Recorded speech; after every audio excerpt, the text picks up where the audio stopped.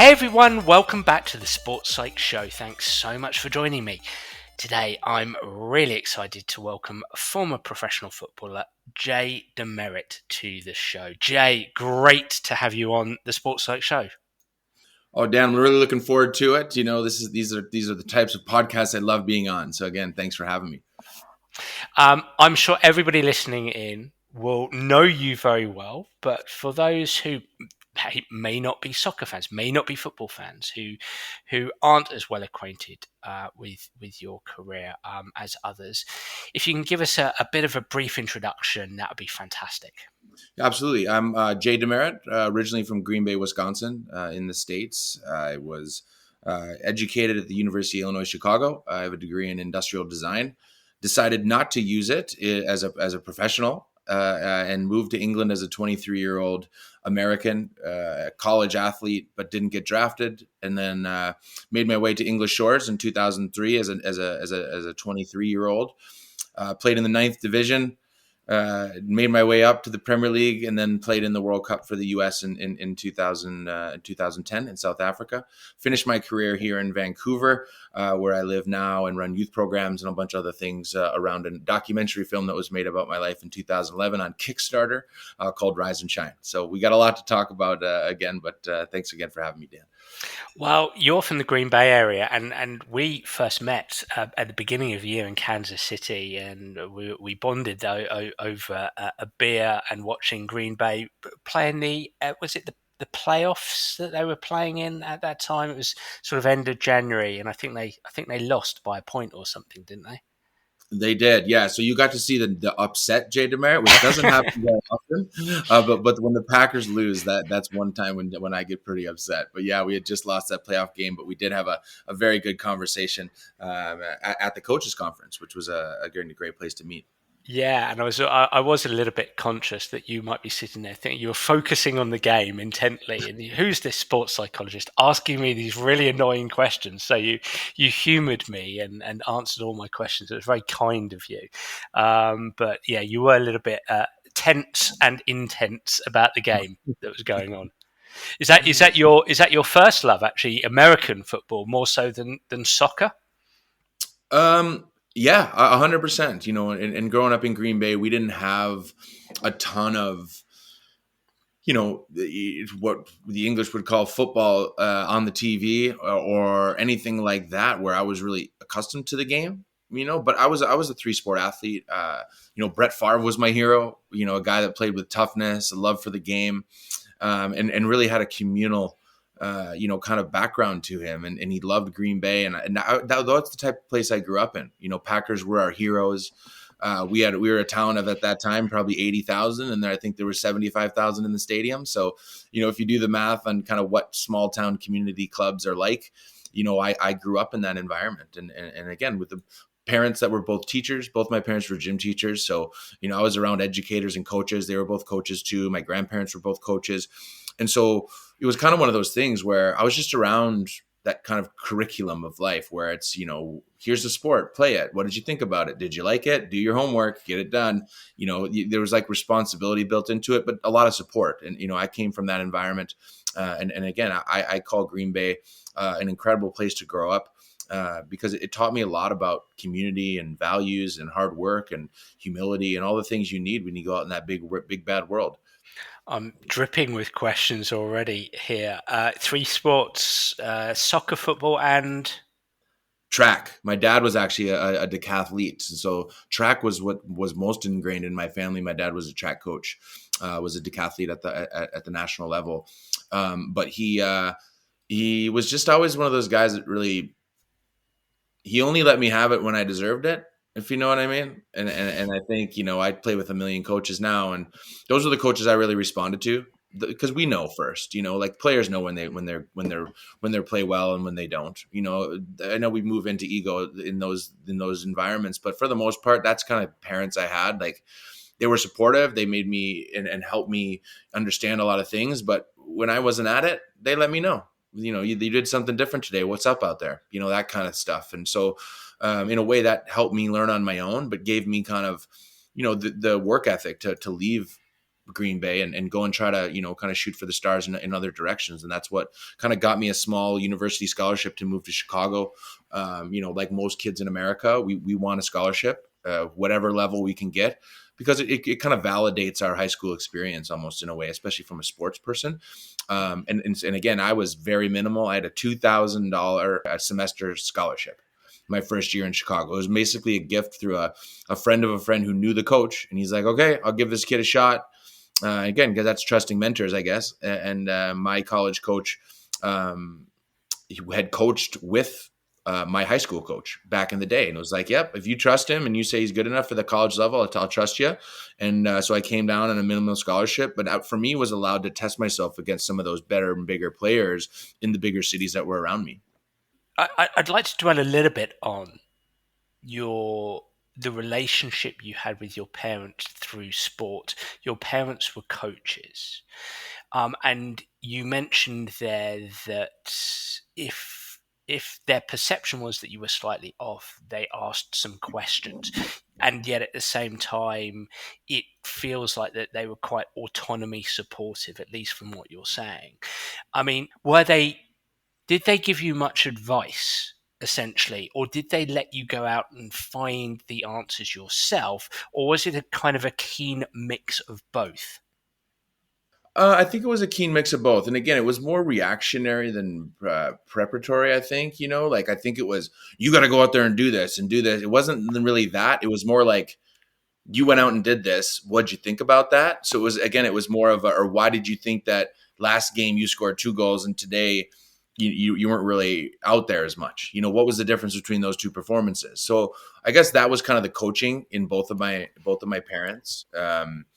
And I think in a way that's what I was like. Yeah. And I'm already learning this with my 6-year-old. The moment I start telling him what to do, instead of just letting him do it and then kind of get feedback after that, it's amazing how different responses I get from him.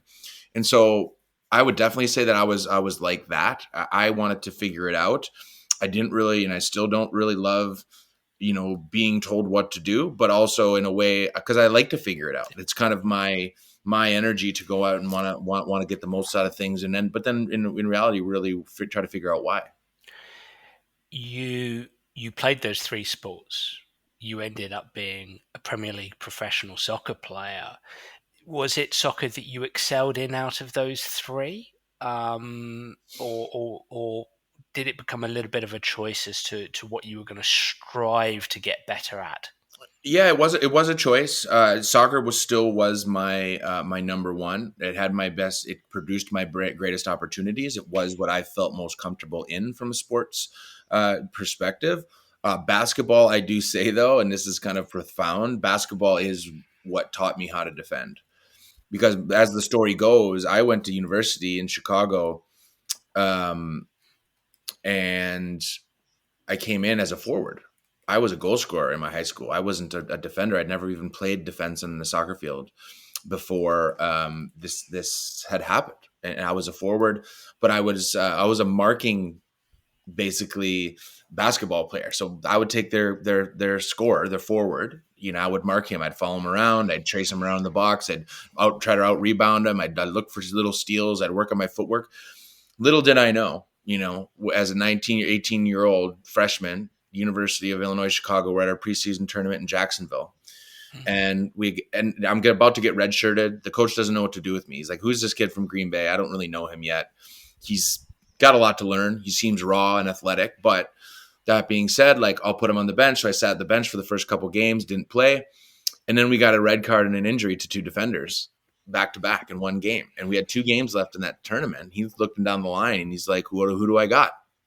And so, he picked me to the athlete and said, what do you think? You ever thought about going back there before? And I, again, because I'd been coachable, I'd come in with a humility type approach. I knew I was the new guy on the bench. I knew I was a small town kid that needed to kind of say yes. And so I said, yeah. And I always say this, I literally learned in 3 games that I had been playing out of position for 19 years. And, Wow.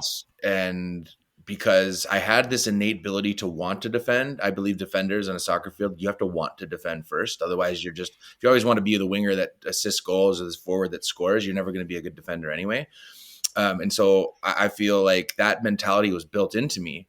And then when I actually transferred it onto a soccer pitch, it was amazing what happened and how fast it was. Because if you look at what's the difference between a lane and a basketball court and a box on a soccer field, there's not much. You got to mark them the same. There's athleticism in both directions. You got to jump, you got to slash, you got to cut. All those types of things were already built in. And so I think it really allowed me to transition really quickly, and then from there, that's when I found out I was a good player. I didn't know I was good until I was maybe 19 or 20 when I started to play against collegiate All-Americans and shutting them down.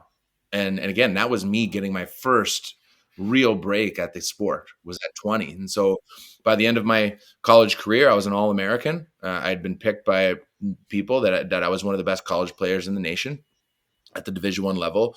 We had some decent success. We had made some NCAA tournaments, which is a big deal in college. And but I didn't get drafted. The draft came, and again, I had only had 3.5 years of experience. I had no academy program experience. I had never played for an ODP team, let alone tried out for a state team or a regional team or anything that else, put you on that piece of paper for scouts. I didn't have any of that. And then the draft came, and I think that was part of the reason, is that I just wasn't known enough to take a trust of a draft pick. And so I, like a lot of teams and a lot of players are like, there's so many collegiate players in America and only so many get drafted. Even now, the draft's very different than what it was in 2002. But that being said, there's still a very minuscule amount of people that get picked. And so I was one of those. I had to do it the hard way. And at that time, I was playing with a kid from the UK.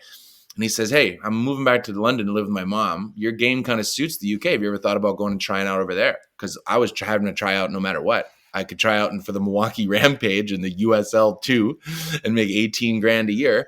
Or I could go for the adventure of life and head over there, see what it's like. I had just graduated from university. I had worked a bunch of jobs. I had done a bunch of things. I was like, screw this. I'm going there and seeing what it's like. And I'm going there with a purpose to try out for some teams and see if I can make it. And when I got to the UK, I fell in love with it. And I saw the fans and understood the culture. And I was like, whoa, this is what real soccer culture's like. I gotta be here. I gotta stay here. I gotta make this happen. And so then I started at the 9th division, making $40 and worked my way up from there. Before we get on to that experience, because I think this is going to be fascinating to talk about 9th division essentially to the Premier League, I just want to dwell a little bit on going back as a defender. I mean, there's several things I hear here. I mean, number one, and I don't want to speak out of turn here, but I suppose number one thought is we might not be having this conversation sitting here today if those two players hadn't got injured and you hadn't had the opportunity to go back in defence. It may still have panned out that way, but it's almost like a hinge point of your life.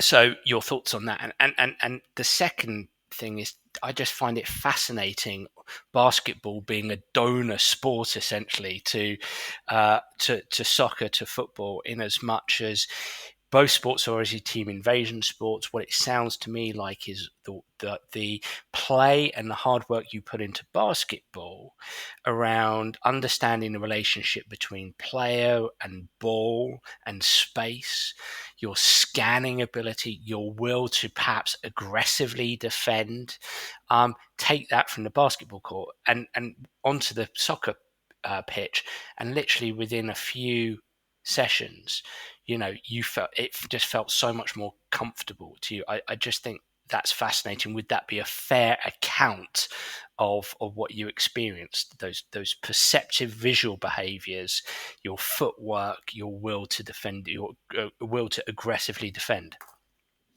I think so. And I think athleticism can go across all things, in my opinion, and that's why I believe in development. We should develop athletes because you can transfer a lot of skills on any court or any position you're in my opinion. Part of it is the main part of it is the mindset to want to do that. Because I think we get so identified in who we are and what we are as young athletes that all of a sudden the goal scorer can't play at the back. What? I'm a goal scorer. I have to stay up front.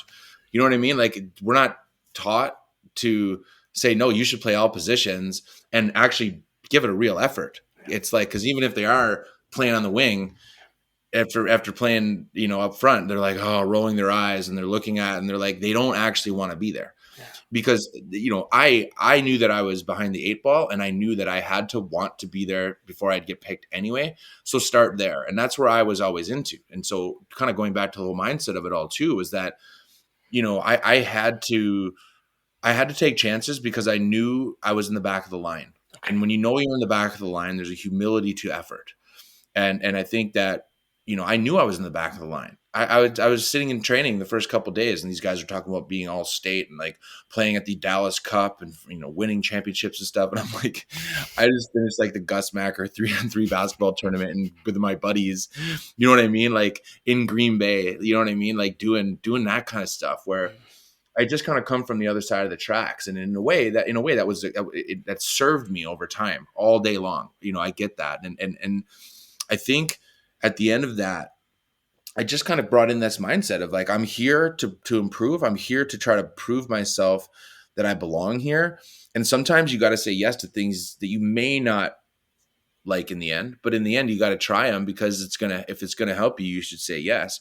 Or if at least it's gonna give you a new experience that you've never had before, you should try it. And that's just kind of the way my attitude has always been. And that was kind of the way I looked at it. It was like, sure, I can try it. I can always get back to the bench and sit and play forward. That's the worst case scenario, is that I try it, I don't like it, or I'm not very good at it.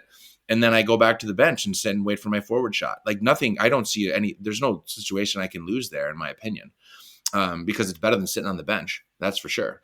And so that's where my yes came from. And then eventually, again, it became one of my most important yeses of my whole entire life.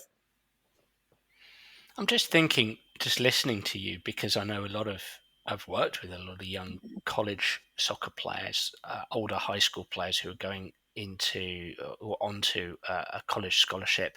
And I think the thing is so many of them would say, well, I want it. I want to do well. I want to take opportunities. Listening to what you're saying, it sounds to me like your ability to reason with yourself, to rationalize the situation, yes, to take any opportunity that came your way. But sometimes I think athletes have a fear of doing something a little bit different. So it almost feels a little bit multidimensional in terms of your ability to reason the situation, to be, whether fearless is the right word, but fearless about giving it a go, and then to go out and do it. And as a sports psychologist, I find those are actual skills in and of themselves. Those mindset pieces, no question, Jay. Just a thought on that. No, I totally agree, and I think, I don't think it takes as much as people think it does either, because Okay. we build so much fear in situations. Well, what happens if this, and what happen? But we always think like we catastrophize everything, and like I looked at that situation. I'm like, what is the worst that can happen? Yeah. I go back to the bench. That's not a bad situation. You know what I mean? The worst that can happen, I give away a penalty. Okay, well now I know I'm not a good defender. Okay, now the coach tried something, and he'll still respect me, right? Because I tried something that he thought might be a good idea. Now, if that doesn't gain respect to a coach, or if that doesn't gain, a lot of different, like, I can trust you factors in a coach, then nothing else really does. And so I think then, like, promoting that to players, understanding that like being a team player gets you picked even at the highest level. The amount of contracts that you've seen and I've seen throughout the professional game where guys get the contract because they're a locker room person or someone that's willing to support the coach or the team, guys get contracts from that for a whole career. You look at the guys that on the Celtics, that Horford guy, he's 42. He's been picked up as a bench team player because he's a positive guy. He's a hard worker. He takes his opportunities when he get him. He's not a 42-year-old. He's hitting threes and getting MVPs of these series right now. This guy's 42, and he's been a team guy his whole life. And I guarantee you that's why he's gotten these contracts to play till he's 42. And I think that type of attitude goes a long way. And because I was coachable, because I came from the other side of the tracks and kind of had that built in, those things definitely served me then, and definitely served me as I went out through my career too. So, in spite of your capacity to rationalize what might be deemed as a challenging situation, And in spite of your coachability, as you'd say, when you reflect back, do you think your will to defend was greater than your will to score? And if so, why? What is that? Good question. And I would say yes. I would say yes, partly because, I think defenders, we got to look at our wins. Our wins are clean sheets Yep. and crushing reputations. Yes. Okay. Love that. Those are the two things that I believe a defender needs to do. Yeah. And that willingness to compete is innate. It's got to be there, because that's all you can do. You have, because defending is reactionary. Like, we have to react to the forwards that are in front of us, and, Yeah. and that's it. And so then it becomes the number one thing I can do is the willingness to compete with that, to go against that for 93 minutes, and to fight that opportunity. And within that takes the attitude to wanting to work and compete for 93 minutes. That's a mentality first, as far as I'm concerned. And then secondly, it's like, when you crush reputations, that's what I started to really like to do.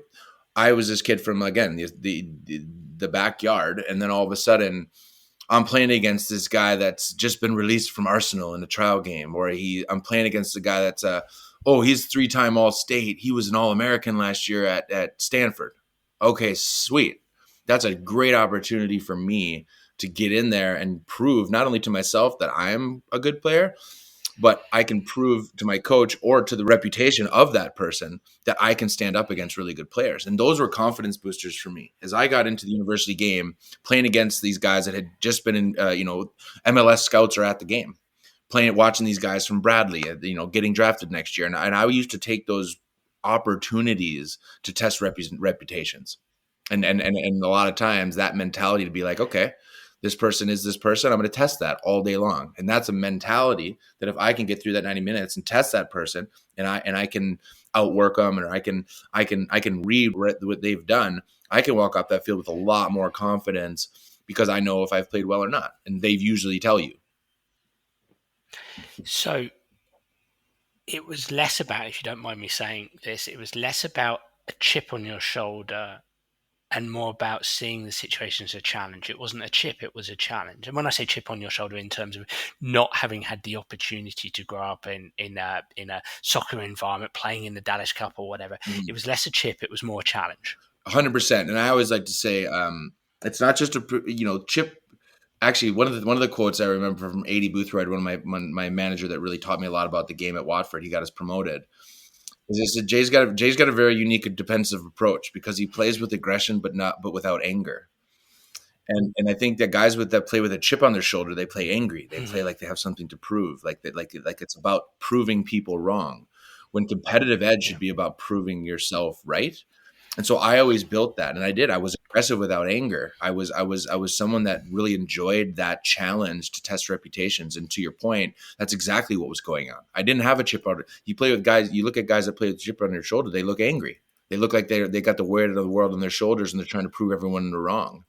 And I think that is it's a way to build a mentality, but you're not going to win in the end, because it's not. It should be about you and not other people to get the most out of what you need.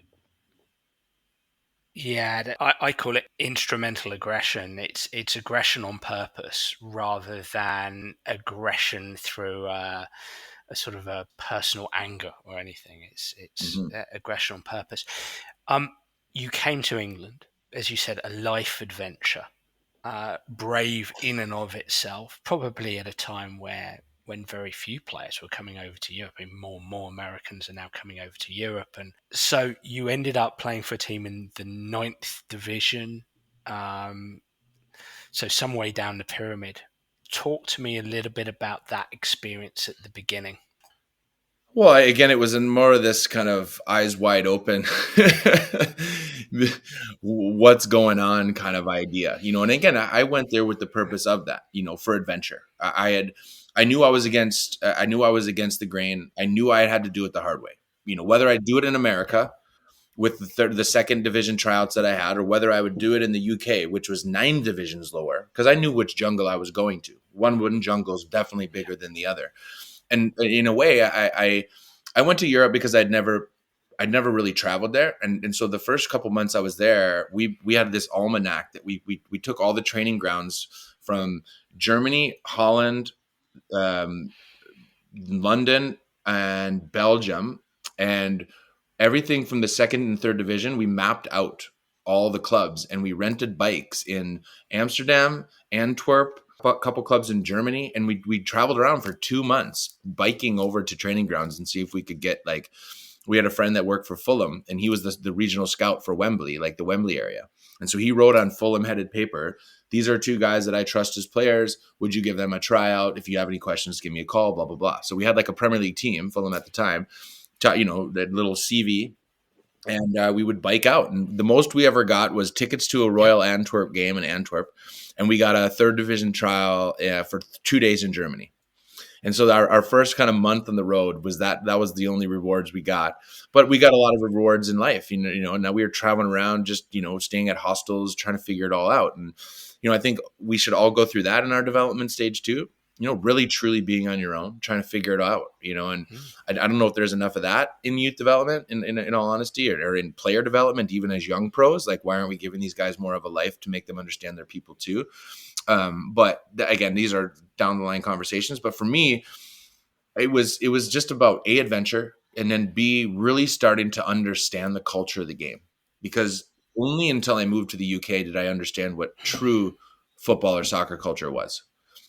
What it's like to live and breathe it, to see it in the paper every day in 15 pages, to understand that, like, what's going on in the stadium, to feel a 93-minute hum that never stops when you're in the stadium. Like, and that's all the way down to the third division teams. And so you got 96 of those arenas going on every weekend, and everything matters. And depending on which little pocket of that country you live in, that all matters right there. And that constant. And I saw that for the first time my first year. And I was like, I still hadn't made a team. I'd had a couple at the end of that first season. I got 2 tryouts for third division teams. I had a tryout for Shrewsbury, and I played in a trial game with like guys that get the let go of teams every year. At the end of the year, by May, they get released, and then they play in these trial games so they can get picked up by other teams. So I played in one of those. Both got good reviews. Shrewsbury didn't. They looked into some visa stuff. They couldn't sign me. So, but either way, I was considered a failure coming back my first year because I hadn't made a team. And so then I'm getting a real job. I'm working at a bar again, and I'm landscaping, and I'm playing for this men's league team in Chicago my first year. But everyone's looking at me like I'm some kind of failure. Oh, you didn't make it, hey? And I'm like, no, you guys don't understand. Like, I got a third division tryout. Like, in a way, that's like positive mindset and positive reinforcement and feedback. Like, if I look at my season, but the world over here is going, oh, you didn't make it, dude. Good for trying. What's it like over in Europe? And I'm like, no, you guys, I'm going back. Like, you guys don't understand. Like, I made $20 this year, but still, like, I know what it's like, and I can see my trajectory. I've hopped 6 divisions in a year. Like, I'm going places, and they're all like, yeah, okay, roll their eyes. Okay, good luck next year. But again, I went back with knowing that my coach was going to another team called Northwood that next preseason to play in a friendly against Watford. So I knew that I had this trial game against a first division team coming up in a month. And so I trained every day. I went back, saved enough money so I could get my ticket back. And with my eye on that Watford game, changing teams, doing a new preseason with a team called Northwood, which I think was a little bit higher, but still down in the doldrums. And sure enough, played against Watford. They thankfully, again, as timing and story will have it, you need things to work for you. They put out their first team. And they put out Heider Helgeson, Icelandic international, and Bruce Dyer, English international. And they played against us, and I was center back of that Northwood FC team. And there was 500 people in Northwood Stadium. That's the most they ever get every year because it gives a little bit of revenue. And they had signed Northwood's forward the year before, and he ended up scoring like 12 goals. And so that was why they came back as a thank you for a free transfer. And so then I got to be the next one. And so they took me on trial. And from that game, and because they, again, as time and fortune would have it, they didn't have any money. They were bankrupt from coming down to the Premier League 2 years earlier, and had spent all the money. And so they didn't have any money to buy any center backs. They had 3 center backs that were over 30. And so they needed some younger blood, and they needed someone like me that could kind of be happy to be there. And that's where it started. And so that's how I got to Watford. And then from there, it was a whole new journey. Fascinating, and I want to explore that a bit more. Just backing up a little bit, going back to the Shrewsbury experience.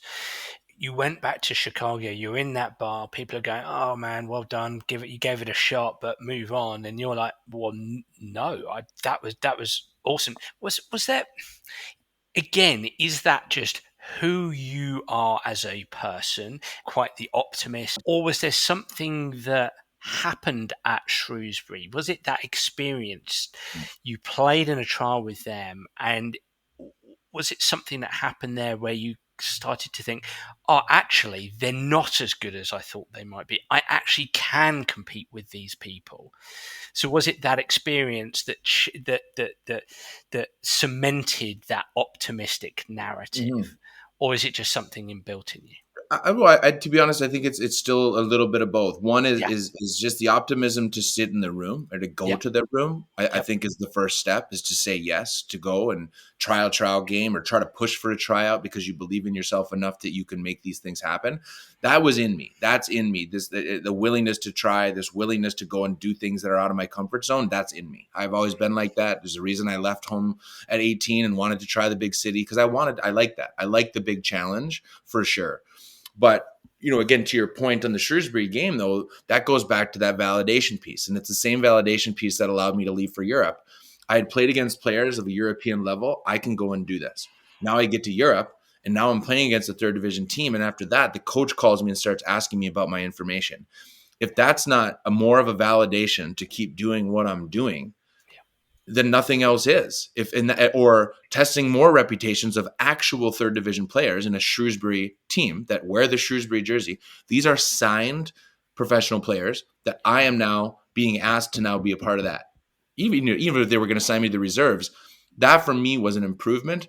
And not for me from a reputation thing, from a, am I good enough? Am I going to keep validating my efforts? That's another validation. Coach, third division, doesn't need me, wants me now. That's validation. Come back, try it again. It wasn't, oh, you didn't make it.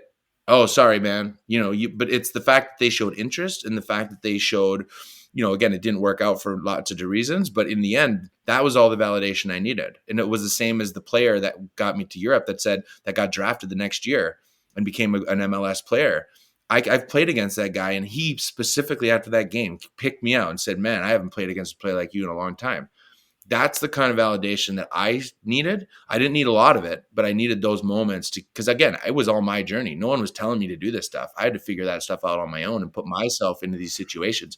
And it was those types of validations, those moments, which again, there wasn't many. There was probably 5 in 3 years, but that was enough. I'm just trying to figure out in my own mind how this happens, because you go through college on your scholarship.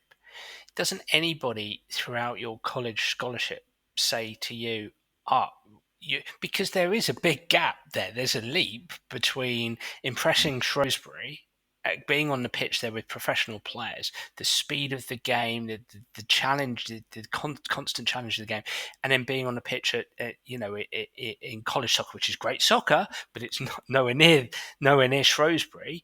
So what changed? Because you worked in a bar, you played just in a men's league. Was it just that you turned up to Shrewsbury and you just played and you were good enough? What had changed?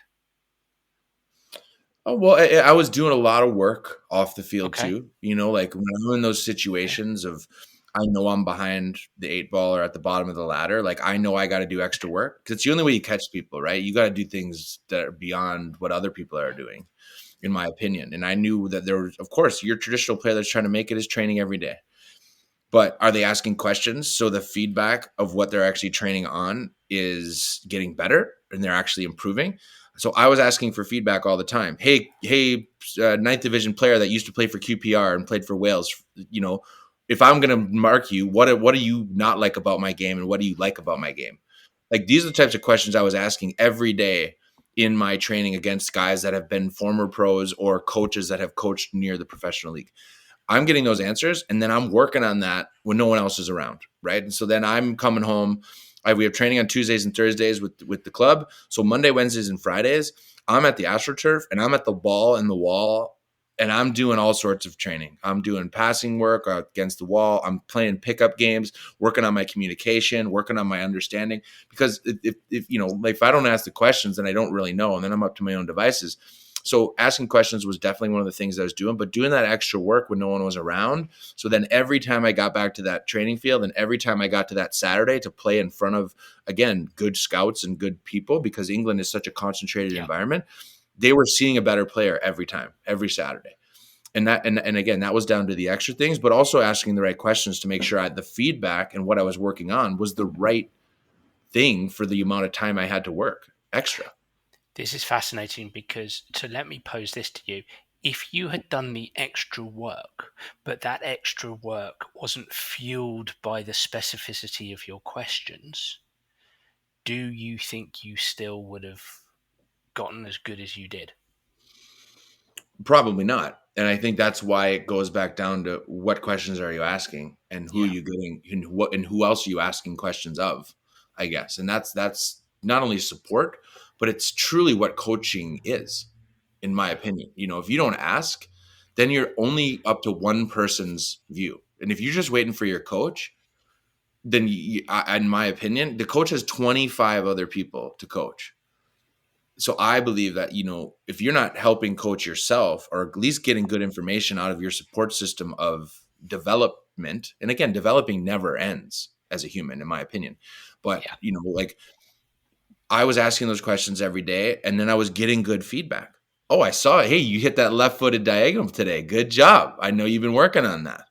You know, that kind of stuff where I could probably not hit that left foot diagonal and look as stupid as I did a year earlier by doing stuff like that. But I would know that. And I would sit back after training, or I would take a bag of balls to the field, take a touch, try to hit this box of cone 40 yards away. And until I started hitting that thing 3 times, 4 times, 5 times out of 10, I didn't stop working on that. And so it was those little things of getting the right information, asking the right questions, and then actually doing the work when no one. I always said, you know, the work in the dark isn't a new theory, but it's like it's what I was doing. It was when the lights were off, I was in the field with a bag of balls, doing whatever I was getting good constructive feedback on. Jay, it's fascinating because you're almost a walking advertisement for Anders Ericsson's deliberate practice. Anders Ericsson, who sadly passed away a couple of years ago, but is regarded as was regarded as the world's leading expert on expertise. Devised this idea of deliberate practice. We've spoken a bit about this with a few people, leading academics on this idea. You know, and feedback and stretch are the two words I've written down here. You know, you garnered your own feedback by asking questions, allowing you to set specific and stretched goals. Specificity being really important here. What do I need? Not just I'm going to work hard, because anybody can do that, but I'm going to work hard around the specific areas that I need to. And then, as you mentioned there, I'm going to keep doing it in a stretched way until I'm actually tangibly seeing improvement. One more question here I'm interested in from a skill acquisition perspective is, even at that level, did a ball and a wall still help you even at that level? 100%. And I would again, I graduated to different colored chalk X's on the walls or different colored tape on the walls to work on different, you know, heights of passing, you know, touches around things. Racquetball courts were a great asset for me because you get 4 walls and you don't lose the ball. When your touch isn't very great at the time. And so that really helped me through collegiate level. And then just obviously when I got to the UK, if I found a racquetball court, I would use it. But that was one of the things that I did. But it wasn't just go kick the ball. It was figuring out ways and which passes I needed to do the most out of. And again, I think design and my curriculum as a designer, you know, it was looking at problems and figuring out solutions is what product design is. And so I was going to design school through university, looking at things differently, looking at any product from a water bottle to a stereo to a car to me. You Love it. know, what are the parts that work? What are the parts that don't work? Does this fit into my hand properly? Is my left foot actually good? Can I actually use it in a game? And if I'm looking at all these questions, wondering why I'm not becoming a better product, then I'm doing myself a disservice. And so I talk about product design all the time and how that helped with my mindset about the way I was looking at my situation. I was a product. I was looking for customer reviews. I was looking for, is the button in the right place? Am I even using the right buttons to control my life? All those types of things from a product designer brain really help with my journey too. And I mean, we can dive in a whole rabbit hole of design thinking and how we can talk about, solutions and problems and problem solving based on like design mind. But, like for me, I definitely used it a lot at that time, thinking creatively. Don't just go hit the ball against the wall. Bring a bunch of colored tape and hit each color and then do a game with yourself so you can actually do different types of passing within one exercise. Like that's just going to the next level of the creative. But, a lot of people don't get that. They say, hey, there's a ball on the wall, kick it. You know what I mean? Like, but if you don't do it with a certain purpose or to the depth of where you can get the most out of it, then you're not really getting the service to the drill. And so I was very much like that in a way I looked at the game, the way I approached my game and how I trained my game was a lot about that approach. There's an attention to it, a detailed attention, an intensity, and an intent there, and boy, I definitely could talk to you for the next couple of hours about that. The way that product design sounds as if your background in product design and your degree enabled you to take a granular perspective or viewpoint of your game, which I think is absolutely fascinating. I want to move forward now, respecting your time and that you haven't got a couple of hours to speak, but move forward on to you managed to get through this game, Northwood versus Watford, and Watford became interested in you, is my understanding what you're saying to me, and they signed you, or they brought you in for a trial period. You walked through the doors of, they weren't Premier League at the time, they were back in the Championship, as you've said, but this is a stunningly high level now. Very few players make it to this kind of level. So you walked in the doors. What were you thinking? What were you feeling? What were what was hitting your mind and body during those early days at Watford? Certainly a little bit of fear. Okay. Like I was out of my sorts. I was a 23-year-old American on English shorts, all by himself, living in an attic. You know what I mean? Like making $40 a week. So again, but I guess the good thing for me, I was stoked. I was super stoked. And so I came in with the positivity. I was so happy to be there because it wasn't a ninth division locker room trying to figure out what I was going to do after the game and how I was going to get home and all the other stuff that came along with some of that type of idea. So I was a little bit of fear, but overall stoked, like really, really excited to be there. But I also, again, when you know where you are in line, you adjust accordingly, I guess. And that's where I think ego really comes into a lot of play. I walked into a room full of egos and I made sure that I wasn't one of them. Okay. I made sure that humility was the approach. I remember sitting in like at the lunch, I was training with the reserve. So I wasn't training with the first team or anything like that yet. But even then I was sitting with the youth program kids. I was sitting, with the kids that I knew weren't like putting me under pressure or looking at me like I'm here to take their job. Yeah. Because that's what the first team guys do. Oh, who's the new trialist? Oh, what position does he play? Oh, what is he doing? You know what I mean? Like it starts to come down the line and then you start to get like this whole look thing. And so I just wanted to make sure I was getting looks for the right reasons. I was training hard, asking good questions, being positive, again, putting my stamp as to who I am, as, talking to people at lunch, but doing it at the table with a bunch of 17 and 20-year-olds that are just like me, trying to make it and trying to, it's kind of like that whole cohort learning type of idea where like, I just look for people that were like me. And that's how I kind of started to integrate myself. And then from there, it was training ground activities. It was, again, being coachable, asking good questions, but not being like in people's faces. There's a difference between being that guy and being the busybody that no one wants to be around. Cause you're like, dude, chill out. Like I wasn't that. But I knew I had to make the most of my time. And I knew at the time I was only there for 2 weeks. And so that's nothing. And so I had to make the most of it. And so training after training and asking questions when I was there and trying to make connections to let them know that I was a locker room person. And I did care more about the team than I did for myself and showing that in the reserve games that I got to play. And so within that, I played in 2 reserve games. And at the end of that 2 weeks, I get Ray Lewington, the coach. He calls me in his office and he's like, hey, Jay, I'm just our last preseason friendly against Real Zaragoza tomorrow. Spanish La Liga team coming into town with the first team. It's our last stadium game, ready for preseason. We come tomorrow. We'll try to get you involved. And so I'm thinking again, like I haven't even trained with the first team yet, and so I'm thinking I'll get like sit on the bench, or I'll get to like I brought my wind up camera. Those old Kodaks used to wind them up, Yeah. like trying to take pictures like of the stadium because I hadn't been to the stadium or anything like that yet. And I walked in, and then on the whiteboard in the locker room, first team names and mine in the starting lineup. Wow. And so he put my name in the starting lineup with 10 guys I hadn't even trained with in front of 26,000 people in a Spanish first division team coming into town. And that was kind of, again, I call on very few moments in my career that really like put me to the next level, or moments that thankfully never happened that put me down the level. And it was in these types of moments where like these self conversations become the most important conversations you'll ever have with yourself. And that conversation happened in the toilet. I went straight from that looking at my name on that thing to kind of looking around to see if anyone notices me. And then I went straight to the bathroom, and I put my head in my hands in toilet stall in their old locker rooms. And I'm just sitting there going, what is going on? Like, fear, anger, like what? He didn't tell me? Like, why didn't he tell me? What's going on? Like, is there something I'm supposed to know? Did I miss the memo? Did I not get an email? Did I miss a call? Like, what's going on? Like, I'm looking to blame everybody because now I'm scared. But now I'm thinking to myself, going, okay, I gotta switch this, because in reality, this is what happened.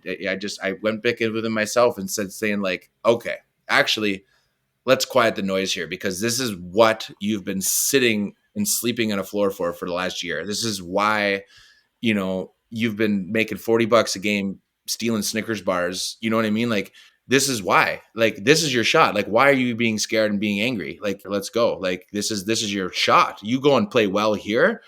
You make the team straight up. Like that I knew. If I play well here, I got a contract. No doubt. I know this is why he's putting me in there. I know this is why he's testing me.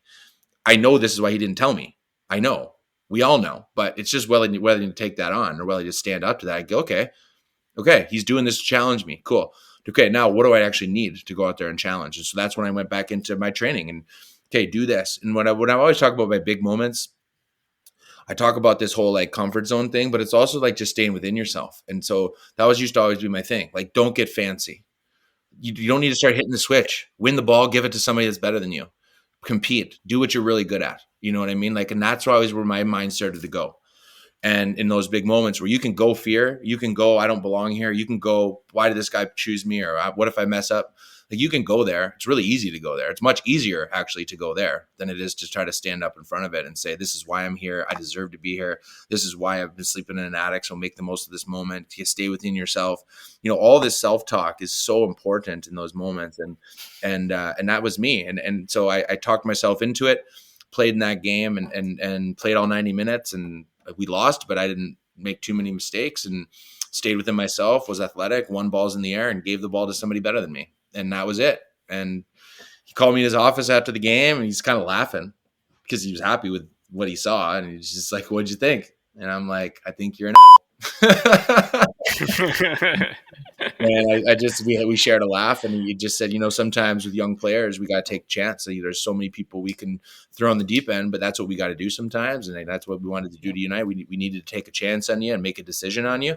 And so we've made our decision. He says, do you have an agent? We'd love to offer you a 1-year contract. And sure enough, that was all I needed. When you reflect back, so you use that magic term there, self-talk.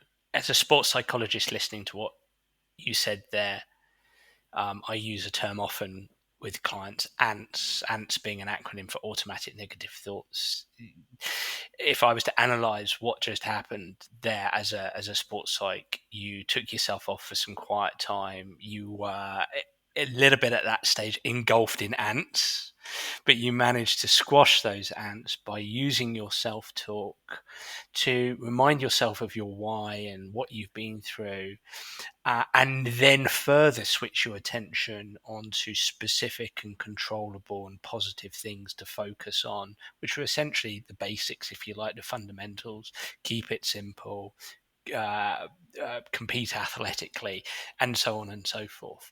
It's actually a technique I call a match script, which is just helping players, competitors have sort of two or three specific controllable positive things to focus on, whether they be actions or responsibilities. It sounds to me like you engaged in these mental skills in order to help yourself feel as comfortable as you could, that would then be in as high performance mindset as you possibly could, which would then positively influence the game. That would be my analysis there, Jay. Mm-hmm. And it's perfectly right.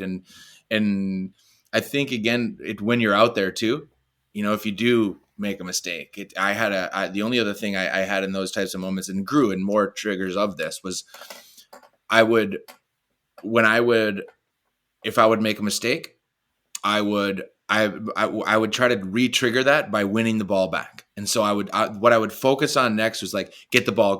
And when I would get that ball back and touch that ball the way that I wanted it to, then I'd be back in the room. And so I'd instead of focusing on like, why did the ball go there? I suck, or like, hear the boos. And now I'm going to make a bunch of mistakes. It was like, get the ball back and give it to somebody else that's better than you. And so that was it. And so then I focused on just getting the ball, which got back to athleticism, which got back to what I was good at, instead of dwelling on that one mistake I may have had, or that ball I put into the rosette when I shouldn't have, that kind of idea. And so I think that those types of triggers really, really served me in those kind of big moments. You therefore established yourself at Watford and were in a promotion-winning team. You mentioned earlier that one of your coaches was Adi Boothroyd, who was seemingly quite a strong influence on you. What made him such a great coach for you, Jay?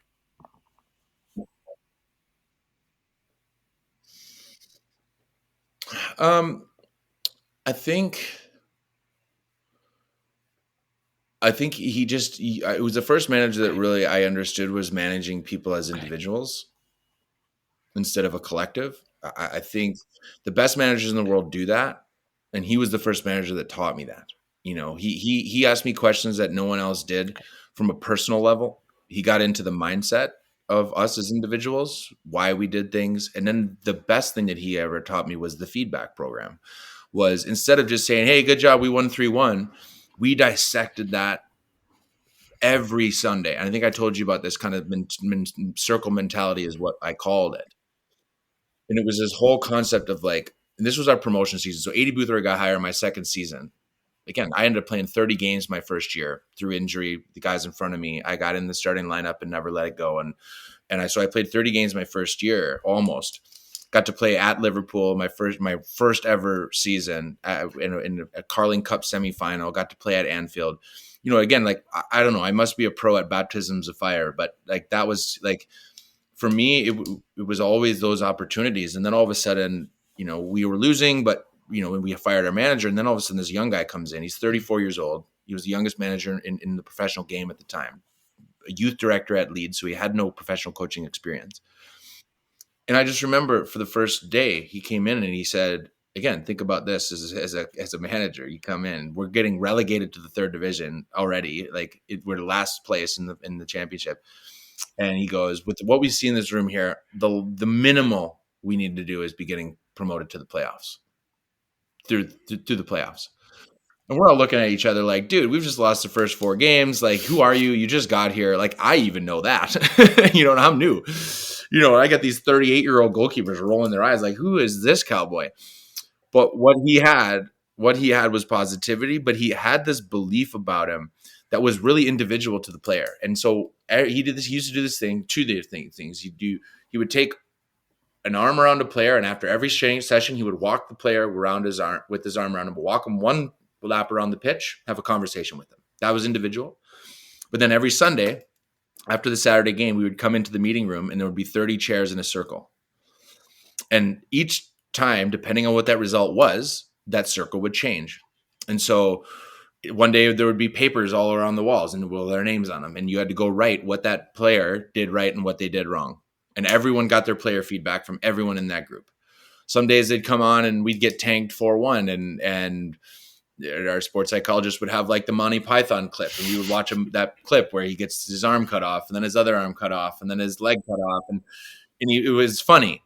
that was meant to build humor in a time where humor wasn't that fun because we got tanked 4-1.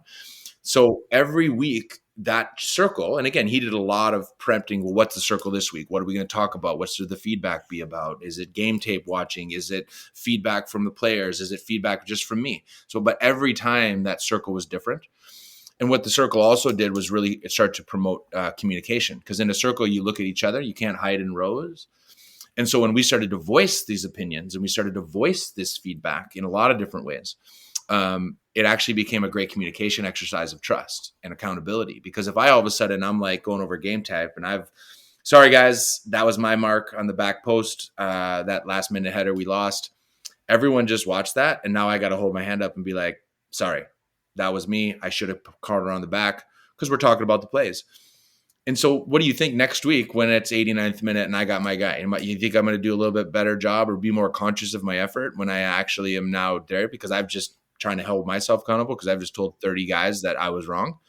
Like, in a way, that creates an internal loop of accountability too, because I don't want to let my teammates down. That's human. And that's teamwork. And so that's kind of what it created. Every week that circle got stronger because we learned how to communicate better with each other. Again, sometimes we had guys nose and trying to fight each other. I didn't say that. I didn't. You didn't tell me that the marker was coming. You lied. You liar. You didn't say anything. Stuff like that. So it got heated, but it got real. It was positive. But by the end of that season, we were a playoff team. And by the end of that season, we made the playoff final. And by the end of that season, we walked into the Millennium Stadium with 76,000 people and crushed Leeds 3-0 to get promoted to the Premier League. And I attribute that whole season of that feedback, of those circles, of that man-on-man management from A.D. Boothroyd as to why. Do you think I've got so many questions on this, because what I hear is a zone of some psychologists call it a zone of uncomfortable conversation. And that's what it sounds like it was, to the point sometimes where there were heated conversations.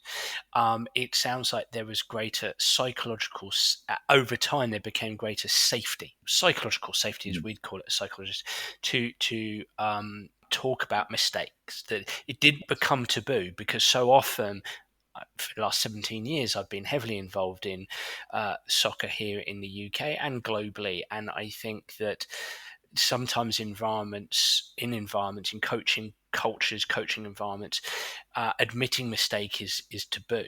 So it sounds to me like there was much more safety in the room. Do you think so? Give me your yay or a nay as to whether I'm right there. And do you think that coaches are just fearful of engaging players in conversation? Because I think as athletes, we like to do, don't we? We like to go and play rather than, and I think it's what I've found is what is hugely missing, even today in the Premier League, in my opinion, tends to be, from my experiences, tends to be a lack of conversation. And I do sometimes wonder if that's because there's a fear of overthinking. And for those listening in, I'm saying overthinking in inverted commas. I actually think this actually prevents overthinking, because better conversation helps us have clarity and actually cuts down our thought. Mm-hmm. I totally agree, and I'm yaying on that, because I believe, again, if you know why you didn't play, or if I create an accountability loop where every week I hear you talk about something, whether that's me personally with you as a manager or me in front of 30 people, again, those are the loops he created. One was with him and the other was with the team.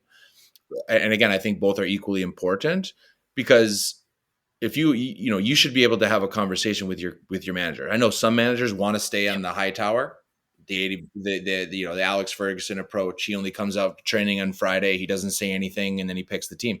And the guys are questioning and they're bringing in fear. And I don't know if we are in that zone of life anymore. I don't know if the players can't handle that, in my opinion.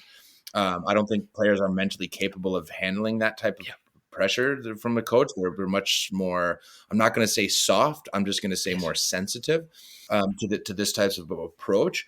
But I think to your point, communication is key in all walks of life, especially when it comes to teamwork, because otherwise I'm just left with my own devices and my own assumptions.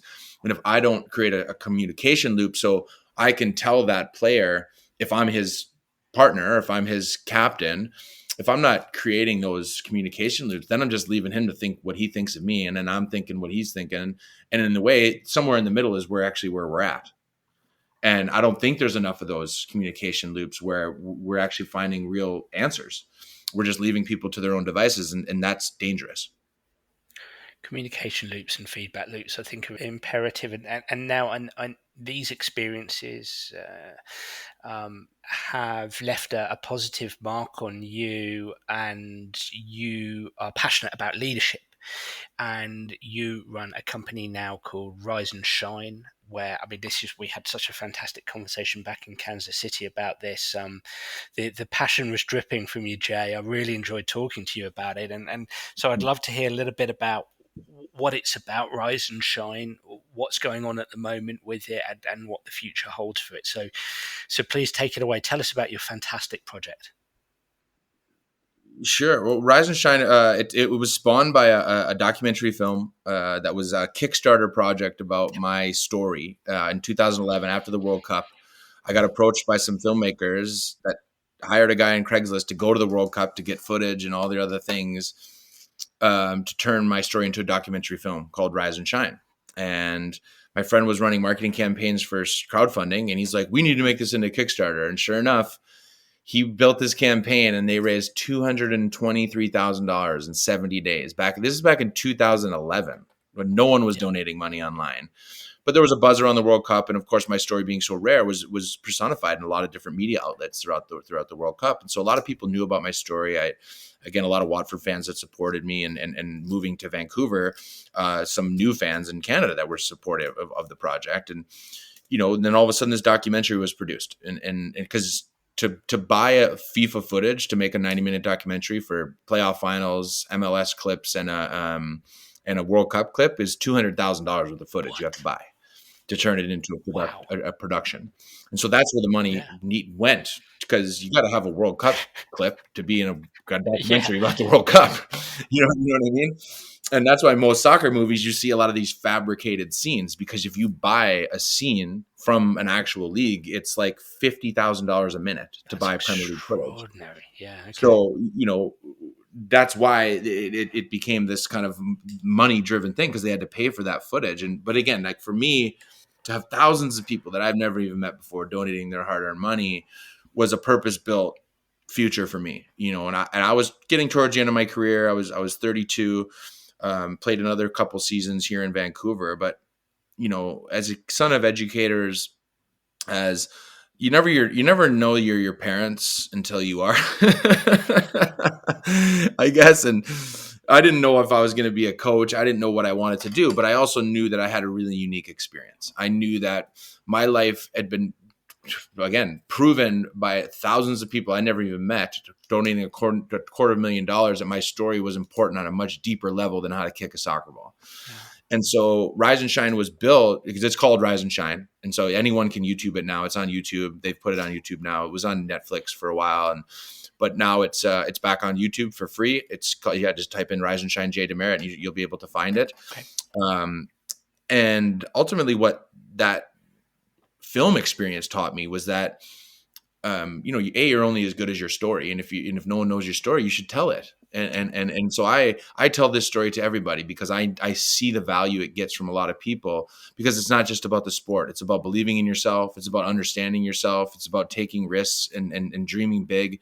It's about using your support systems. It's about, all of these things, and basically, taking on your life and navigating it properly so it's yours. And that's what Rise and Shine is. And so as I came out of the game, my whole teaching is all about getting the most out of you. But if you don't understand you, then you won't get that. And so we developed programs that aren't based around just the sport. So I started as a soccer program, but within that, we would bring up an engineer every day, or a chef every day, or a video game designer every day. So it's kind of like this masterclass type concept where not only would you come learn soccer from me in my soccer camp, One session a day would be another entrepreneur, or a helicopter pilot, or a fire chief, or somebody that has gone on and had an incredible life in whatever other profession they've chosen, and now can show that there's other life to the sport.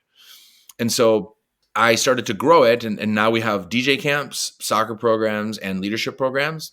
All are built around mentors of the day, but bringing a holistic activity into the day-to-day purpose of why the kids are there. So they'll always learn soccer. If they're at my soccer camps, they'll learn soccer from me and one other coach that I bring up that has to play pro, because we made it. We know how to tell a young person how to be pro at soccer.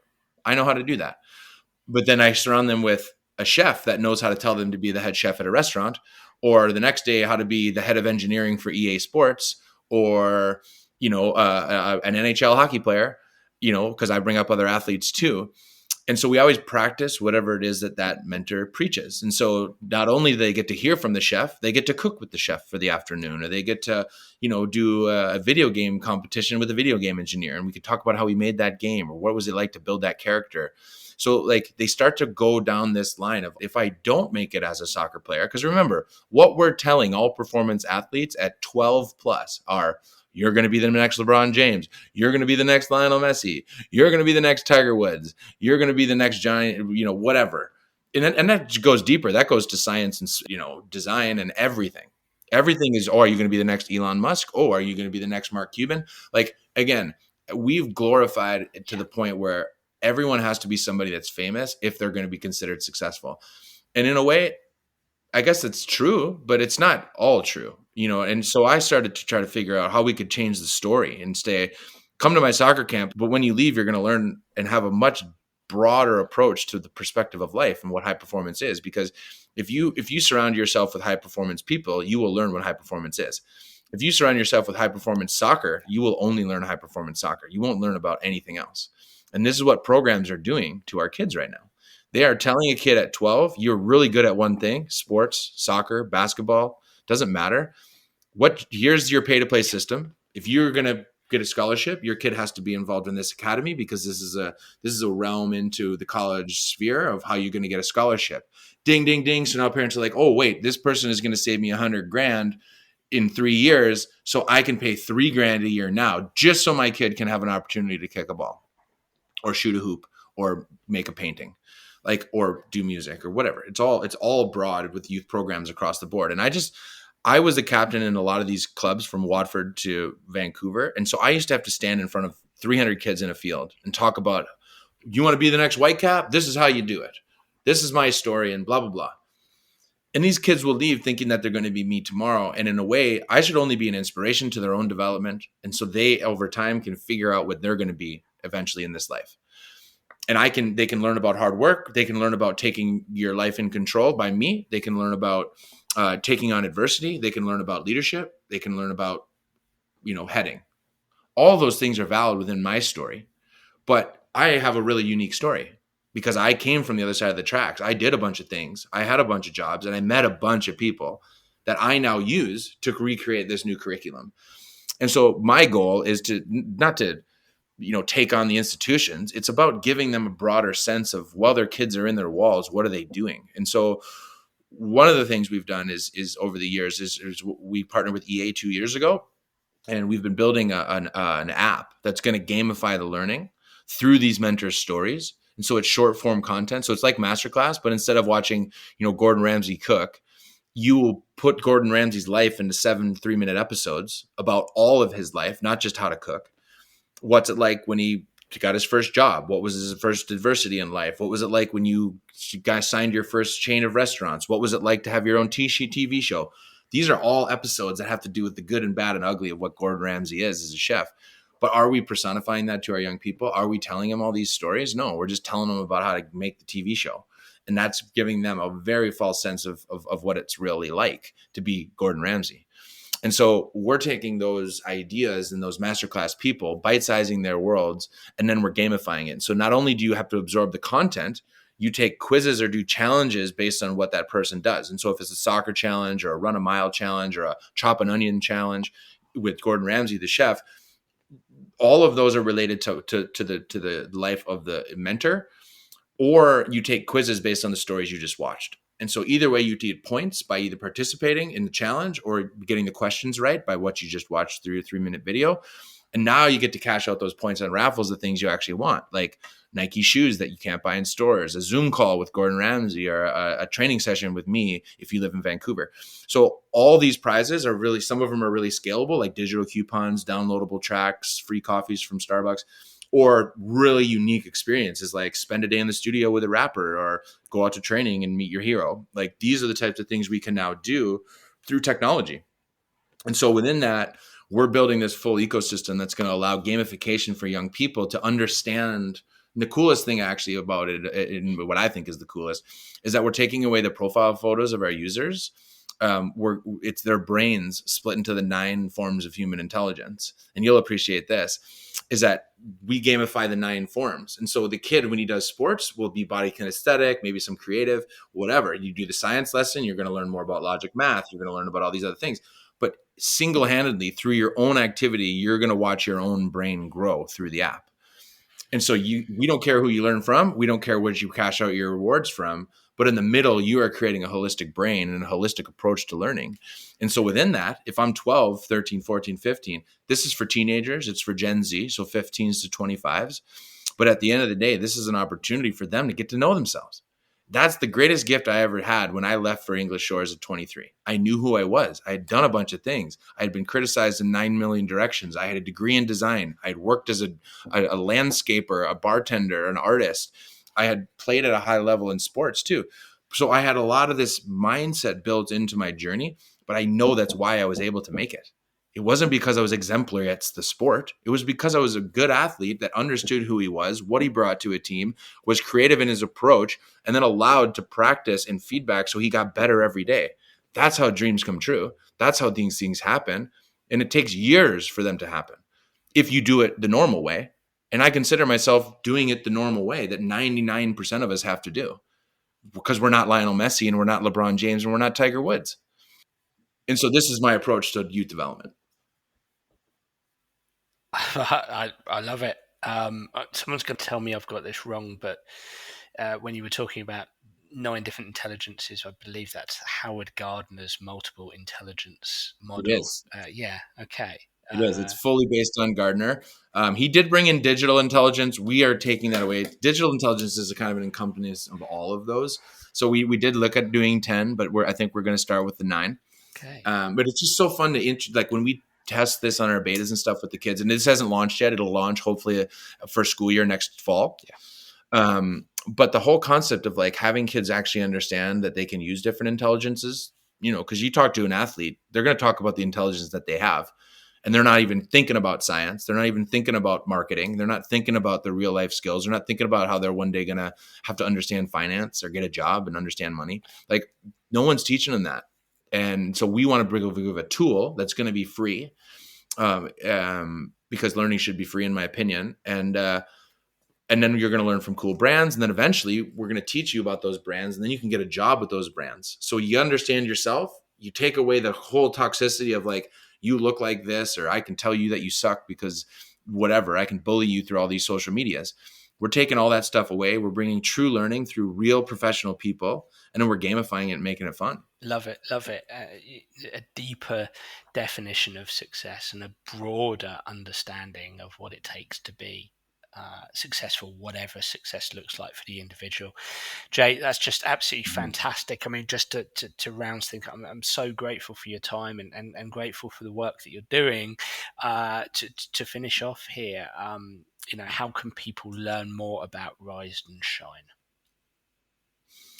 Well, there's a couple different ways. One is risexshine.com is our landing page. We got all the apps. We're even bringing in like NFTs. So imagine learning and earning like a hoodie that you can't buy in stores it's something you can wear in the metaverse from Nike or something like that. So we're going to be giving away like digital prizes like that.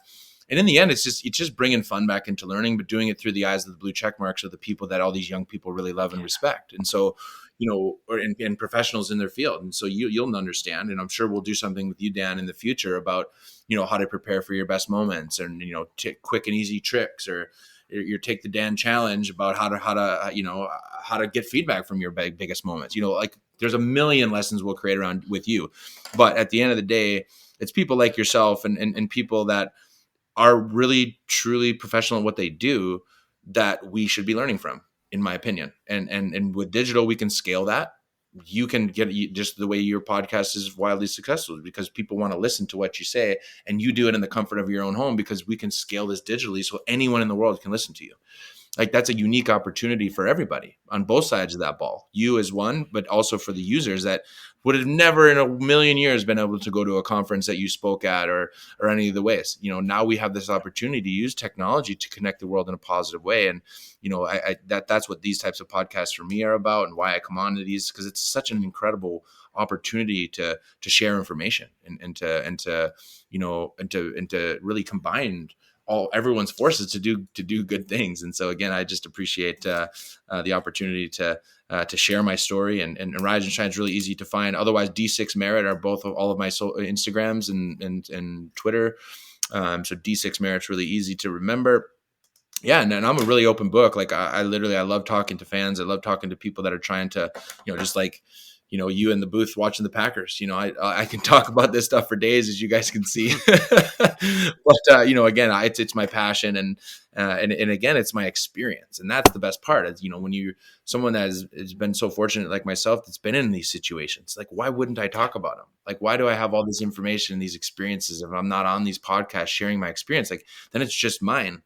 And I feel like there's so many young people that can learn from, these types of environments or these types of stories or platforms like you've created, and use it to their advantage and use it to their lives and use it to better their own selves. And that's what this stuff for me is all about. Well, Jay, I can't thank you enough, mate, and we're all grateful for your willingness to share. So thank you so much.